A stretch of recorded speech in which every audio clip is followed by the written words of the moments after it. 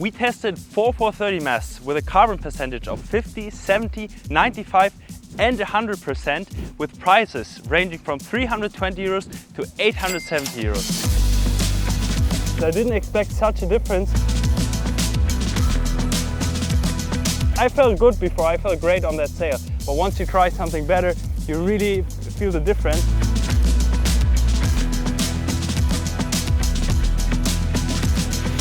So not only a big difference in carbon percentage, but also a big difference in price. But let's see what the difference is on the water. We're starting with a 50% carbon mast.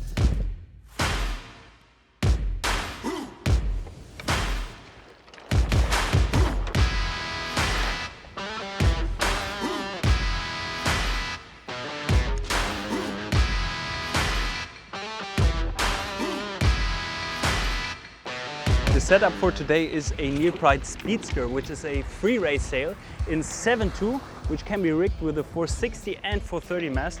Personally, whenever there's two suggestions for the masts, I usually like the shorter one a bit better because it's more responsive. So thanks to near Prien for supplying us with those masts. And then I have my race board in 72 centimeter wide with a carbon fin. And this is obviously a super relevant topic because whenever you buy a sail, you're gonna need a mast along with it. And that begs the question, why should you go for a mast with a higher carbon percentage, which is much more expensive, rather than taking one with less carbon, which is much cheaper? We're gonna test for 4 criteria: speed, control, my personal feeling, value for money. And by the end of the video, you hopefully know which one is the right mast for you. And also let us know in the comments which mast you're currently using.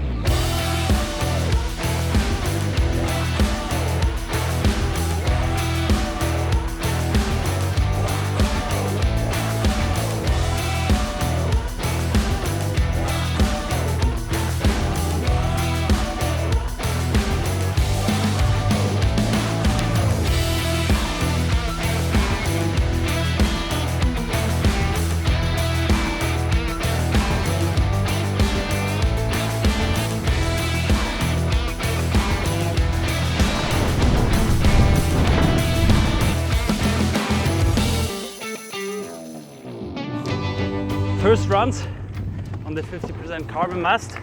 There is not so much we can say just yet because this is going to be our reference, so we're gonna have to compare to the other masts.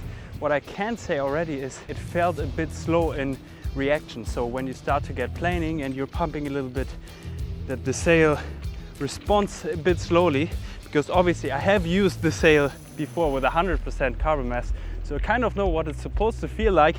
But overall, I mean, sail is working perfectly well, so nothing to say about that. But yeah, there were a few hints already, and we're gonna see what that feels like on the other mast. But of course, behind all of these feelings, there's always a technical explanation. And we asked Robert Stroy, the sailmaker from near Prien, about just that. Basically, there are 2 technologies on the market, and one it's table rolled. You use the fibers that were already pre-impregnated with the epoxy resin. There are special tables where you arrange and put down all this cloth. It's like controlled where they're positioned, and then the machine actually rolls this around the mandrel, and then once they are rolled on the mandrel, there is a process, there is a special machine that basically wraps the tape around this mast with a high pressure, and this is what creates the compression. And then the masts with this tape go into the curing. And I would say at the moment, these days, it's probably 95% of the masts on the market are made like this.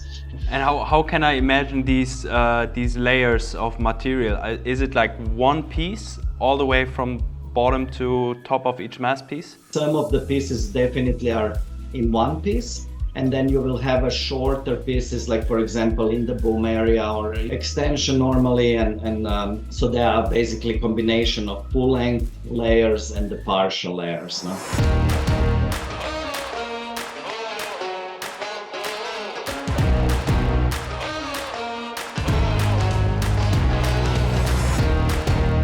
Also, and that I didn't know before, the 70% carbon mast was quite a bit thinner than the 50% carbon mast.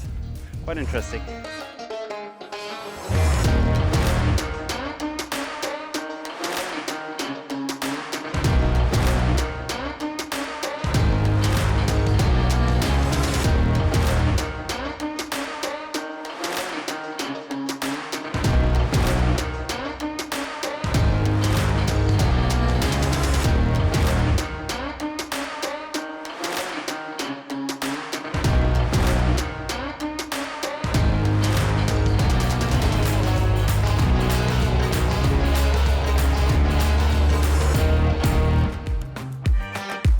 didn't expect such a difference already on the 70% mast. And I think speed-wise, it's not as fast as the other one, but it's quite gusty out there.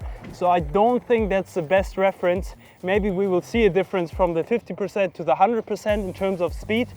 But in flat water, pretty much everything goes fast, and it's quite gusty. So it's hard to say if I had a better gust with the other mast or not. But that being said, there's a big difference in the sail responding faster to the directions I basically give to the sail. Whether that's when I start planing, or that's when I pump, or even when I pass the chop and the sail is breathing, I just feel much more in control, and I feel like I feel the chop better in the sail, if that makes sense, kind of. So there's quite an improvement in control, and that shows also why it's so important that we have a reference, because I felt good before, I felt great on that sail, but once you try something better, you really feel the difference. And I'm surprised we had such a big difference already. And most importantly, I felt like the wind range with this mast got bigger. So in the low end, it was easier for me to pump, it was less physical. And when the wind hit, my backhand didn't get as powered up, and I could control the chop better. So an increased wind range. And I really wonder why that is. It's normal because the carbon fiber has a much faster reaction time than fiberglass. Like for example, on a fiberglass mast with the weight and the inertia, it would actually start coming back really kind of slow, and then it would just keep oscillating and stuff. This is, I think, exactly what you are feeling on the water, is the difference between this reaction time, response time. Okay, because the carbon reacts faster. Yes, yeah, clear. And it's a combination of carbon reacting faster and reduced weight, again, reacting faster. So even if you have a same modulus, so it's kind of twice the difference that you are seeing. One comes from the reduction in the weight, and the other one comes from the reduction in the modulus between the two materials. So it kind of adds up, kind of doubles the effect, you know. And then I felt that with like the more we went to higher carbon percentage, the more of a wind range I had. How would you explain that? I think it's simply coming from the responsiveness.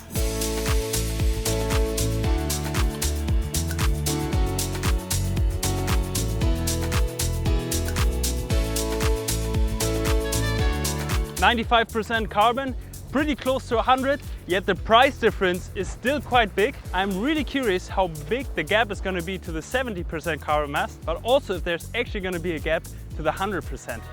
Let's find out.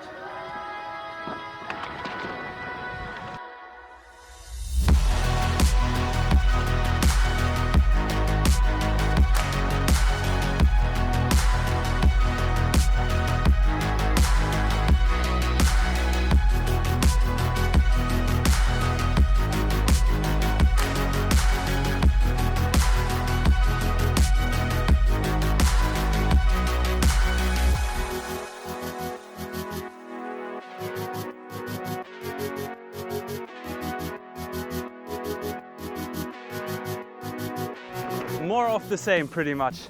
I kind of want to try the last mast first to explain how big the difference is between each carbon steps.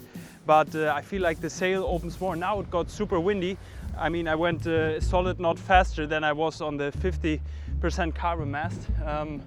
But also these strong gusts, it's so much easier to control with a higher percentage mast. And yeah, just like with the step from 50 to 70%, from 70 to 95%, I just feel like the sail gives me so much more direct feedback. In the jibes also you start to feel the weight difference. I would argue that you feel the difference between one step, so from 50 to 70%, or from 70 to 95, you don't feel it so much, but between 95 and 50%, for sure you feel a difference in the maneuvers. You just feel like it's lighter, you feel like you have more control when shifting the sail. So yeah, everything becomes more effortless and for me personally more fun and aggressive. So why the gusts are easier to control in the, let's say, 95% mast compared to the 70% mast? Or is there any other reason in terms of how the sail, does the sail open more, or? It will react quicker, so the sail will actually release faster. So there is this delay, when you get hit by the gust, there is this building up of the forces, which you have as a rider, you have to counter and to, let's say, fight with it. And this delay will be shorter on a higher percentage mass, so you will have less of a fight, let's say. All right. Let's try the 100%.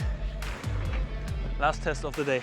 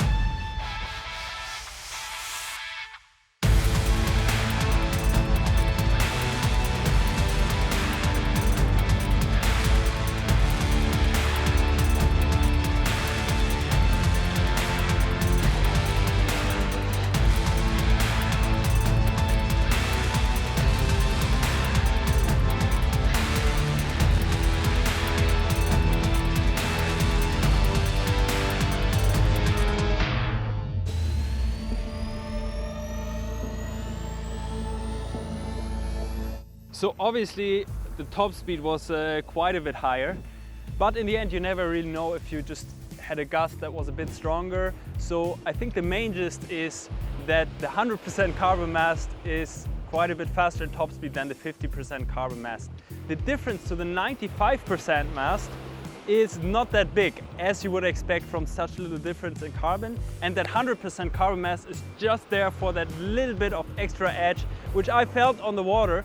I think a lot of people might not feel it, so I think most people would go ride with a 95% carbon mast because there's a big difference in price. And I really wonder why the difference in price is so big compared to such a little difference in the carbon percentage. Yeah, so here it's actually really the combination of few. There is not one single reason. There is one big thing, like I mentioned in the beginning, there are two main kinds of unidirectional carbon used in the masts, and T700, it's a very good compromise of regular modulus carbon, that it's also pretty durable. It has a very good elongation before the breakage, which is important in the mast, so that you can bend very far before the fibers actually snap. To get a certain stiffness and stuff on the longer masts, you simply need more material, so you will never make a super light mast.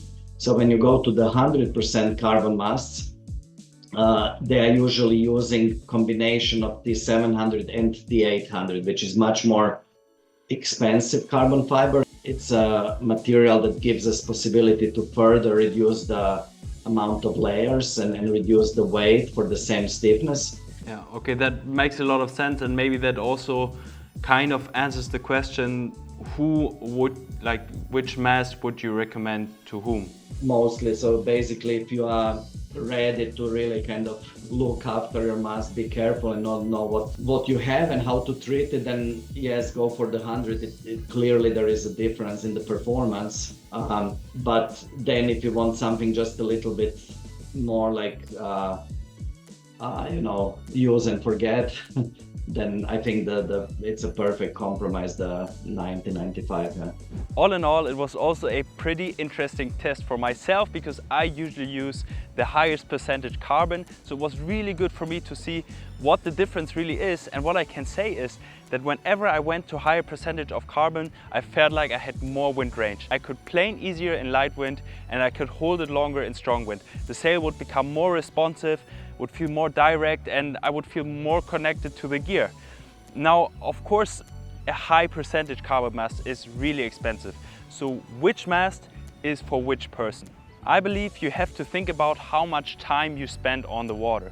The more time you're gonna get on the water, the more sessions you have, the more a higher percentage carbon mast is going to pay off. You need that last bit of performance of the 100% carbon mast. I think that in most cases that is not really needed. It gives you that extra little edge, but it's not worth the price difference for most of you. Now, if you are going for the top end speed and you want the best of the best, the lightest, then of course you're gonna get that one. But for me, I think the winner was kind of the 95% carbon mast. You're gonna get a lot of performance for what it costs. And of course, if you think about going on the water 3, 4, 5 times a year, you might wanna save the money and go with a mast that has less percentage carbon, and it's probably also going to last you longer, because the higher percentage carbon you have, the more fragile it might be if you leave it out in the hot sun. So I really hope that gives you a little bit of an answer as to which mast is the right one for you. At the end, I just want to mention that the right mast that suits to your sail is much more important than a high percentage of carbon. We covered that in one of our tutorials, our rigging guide, so be sure to check that out. We'll link it down below. And of course, we have all the masts that you could wish for available at Surf Center, my surf shop.